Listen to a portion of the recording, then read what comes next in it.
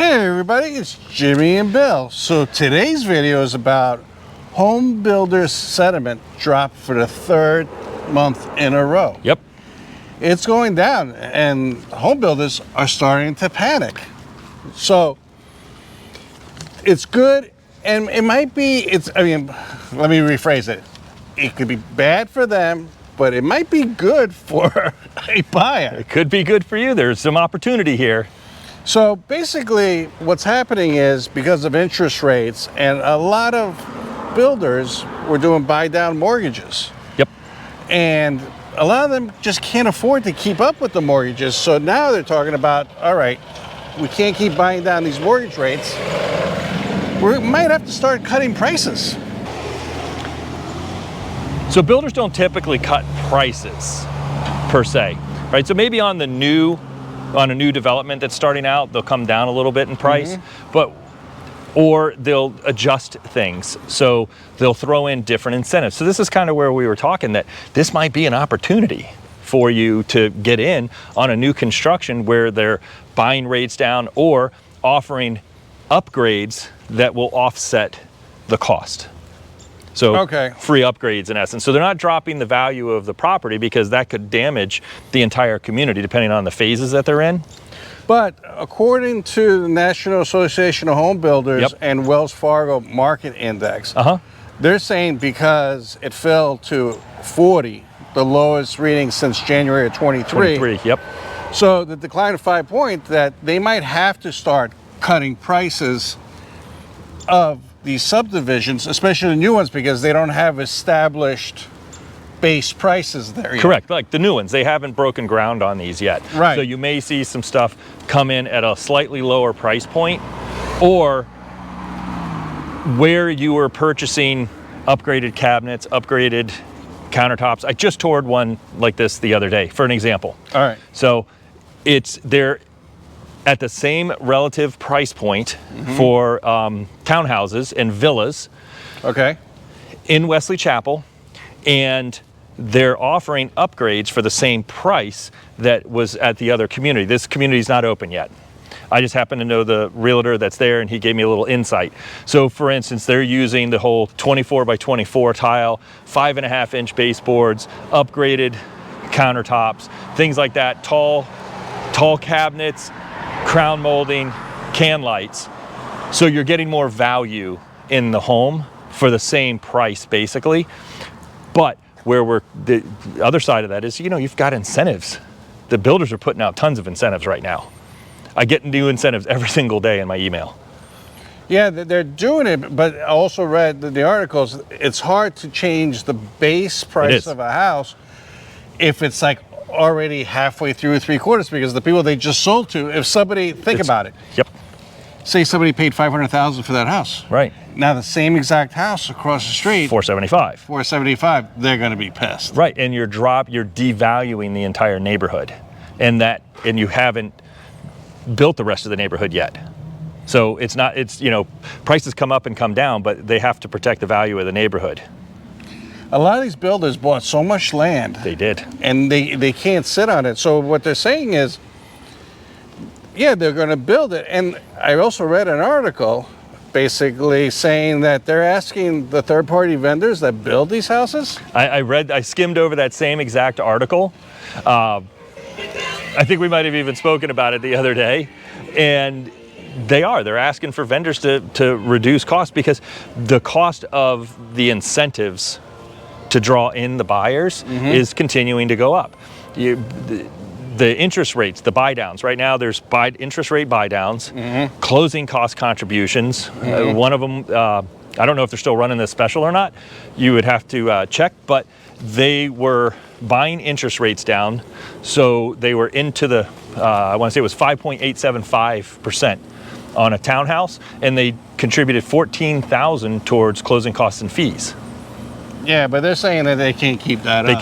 That's a lot of money when it comes down to it. So they've got to eat those costs and balance their books at some point, and that's why they're asking, potentially in this article, as they were indicating, that they're asking some of the vendors to cut their costs by a little bit as well. Yeah, just to build it, so to lower, not for them to put more money in their pocket, but to able to build. And some of them are saying like, hey, if you guys don't cut what you guys made a fortune the last 3 years, if you don't cut your rates, we might not just build. We may just sit on the land. Some people that aren't over leveraged will be able to do that. You know, if they've overextended themselves and purchased way too much land, that could be a detriment. Yeah. And the housing shortage is still not going away. So that's not going to help the housing shortage either. Well, not only that, but you know that it seems like, I thought it was crazy when I read this, but I guess they're proving it, that sometimes it's cheaper to buy new construction than existing homes. Yeah, and absolutely. If you've got new construction in your area, absolutely take a look at that. They're building smaller houses, so more affordable houses. Yeah, finally we've started to switch off of these large homes, which they're still building, but I have noticed they're starting the villas and the townhouses first versus the single family homes that are typically larger in our area. The builds, are in the 3,000, 2,500 to 3,000, 3,500 square foot range, but they're building the townhouses, even the larger square foot townhouses. I saw some that were 2,000 and all the way up to almost 2,500 square foot for a townhouse with a 2-car garage. So it makes it feel like you're still in a single family home, but you're kind of sharing the lot, sharing the land, sharing the roof. So that's why the prices are slightly less. And if you're worried about interest rates, your chances of a builder buying down your rate is much better than a seller of an existing home. Correct. And there's some tactics that we can use if you are buying a resale home to help buy down some of your rates when we're negotiating the deal. And it's lucrative for everybody. I mean, everybody's saying right now that rates are going to stay elevated all through 2024. So I'm not saying that they know or we know or anything like that, but say it sounds like what the feds are saying, that things are going to stay elevated until they reach a 2% inflation mark. So if you want a house and you're waiting for the rates to go, if you're waiting for the rates to go back to 3%, 4%, no, man, you're going to be waiting a long time. 3% we never really had in history. Yeah. 4% is more reasonable to think that we could probably get back there because we have hit mid-4s years ago. But for us to get back to an interest rate at that level again is going to be so long down the road.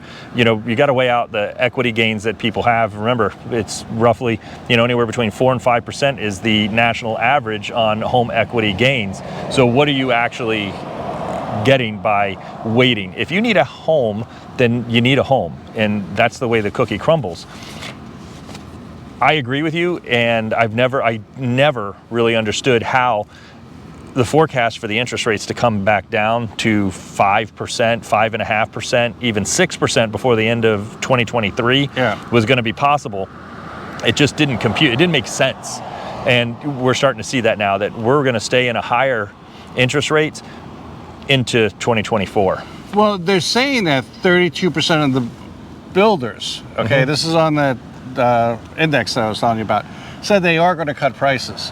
I'm sure they're going to cut some prices on the new upcoming developments, absolutely. Because they have to. Yeah. So, and that could come in the way as well. Remember, everybody's getting creative. That could be where they were going to have a super high-end community center. Maybe they bring that and scale that back down so that the values are a little bit different.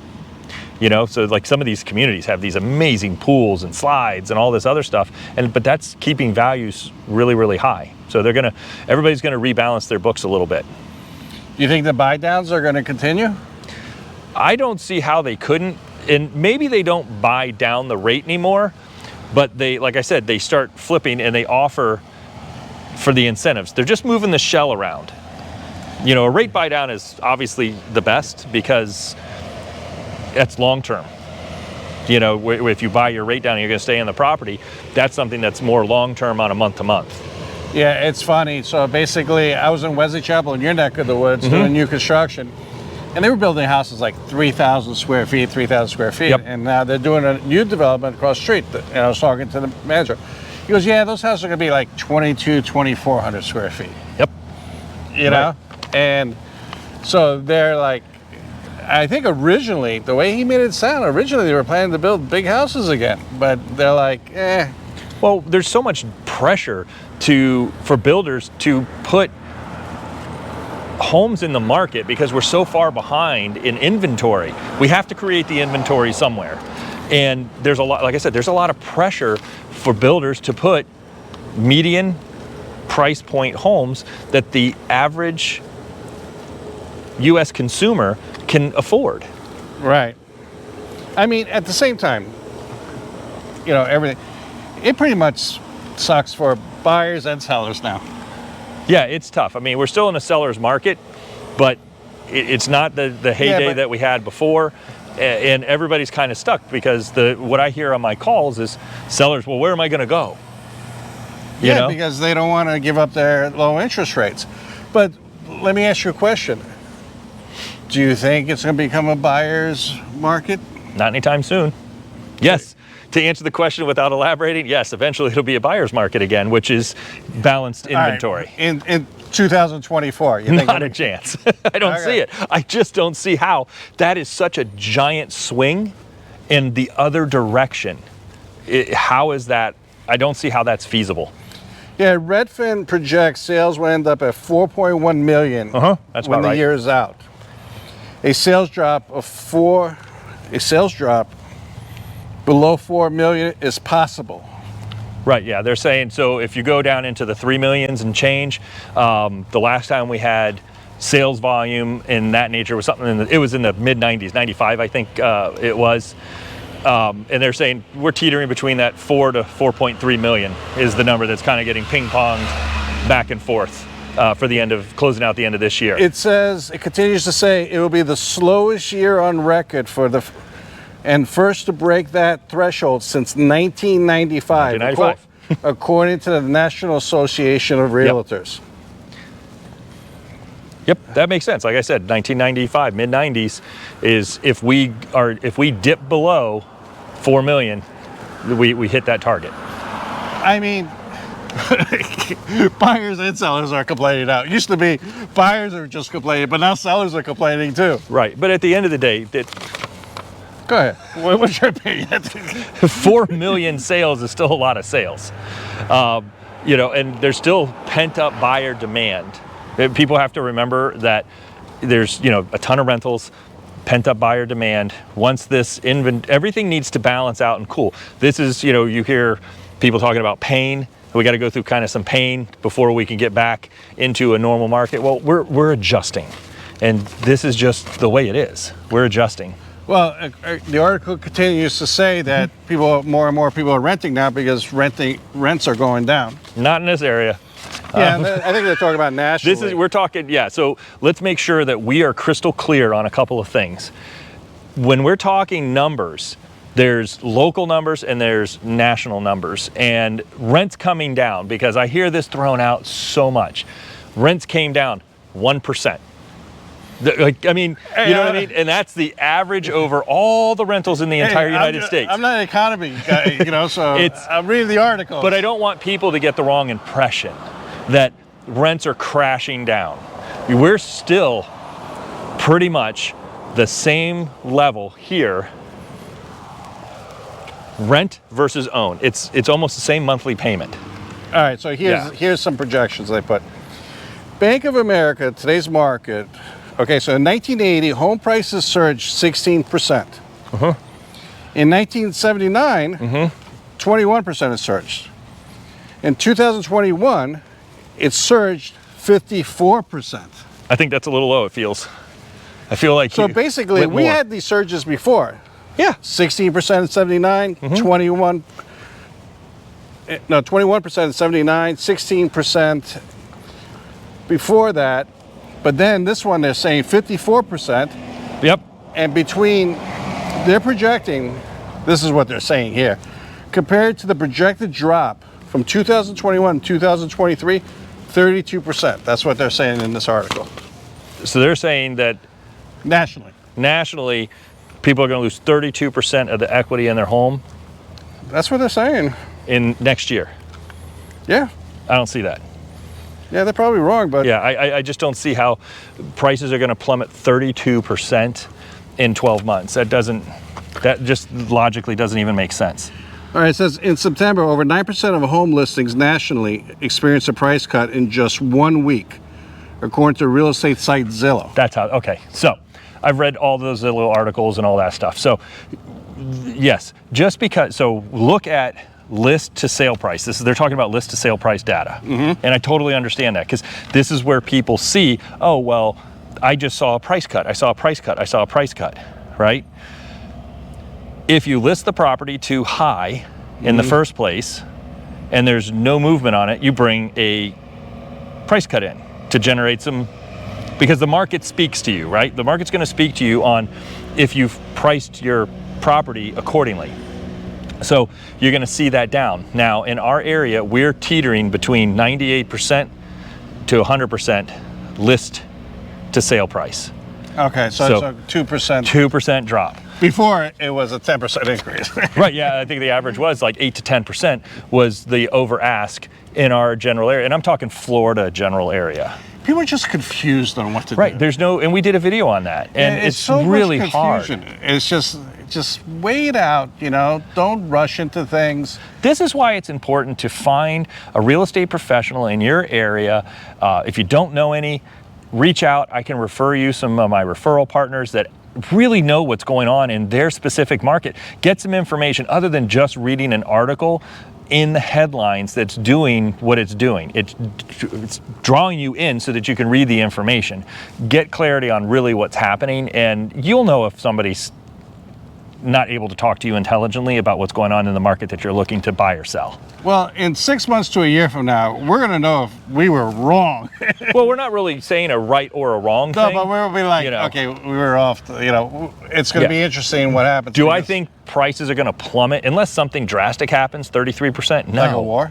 Yeah, but you know what? If that happens in the United States, guess what? Yeah. It doesn't matter about what I do for a living anymore. It doesn't matter what you do for a living anymore. So we can go to that full extreme, and it doesn't matter what any of us do because the country's at war. Yeah, no, I totally understand, but it's just builder sentiment is down, and they're going to get creative. They're scared. Yeah. As they should be. Everybody is. We just did a video on how much more products cost and cutting back. Businesses are doing that. I'm doing that. Yeah. Both professionally and, So take advantage of them doing all that. Talk to your realtor. Take advantage of all the builders' incentives. And think about, going into something smaller, or a townhouse or a condo, but push them on the buy down. See if you get it. Maybe they're not advertising it, but it doesn't hurt to say, hey, I'll buy this if you can buy down the rate for me. Yeah, you'd be surprised. Yeah. You'd be surprised what you can get. And that's, the important part of, bringing a realtor into the mix, even when you're doing new construction. Remember, you're talking to the builder when you're talking at the build center. Yeah. They represent the builder. Yeah. So make sure you're represented on your side as well. And, it's just a question. Don't be afraid to ask questions. Nope. Anyways, that's today's video. Greatly appreciate it. Like always, consider subscribing. It really helps out the channel. Thank you, and we'll talk to you on the next one. Bye. See you soon. Thanks.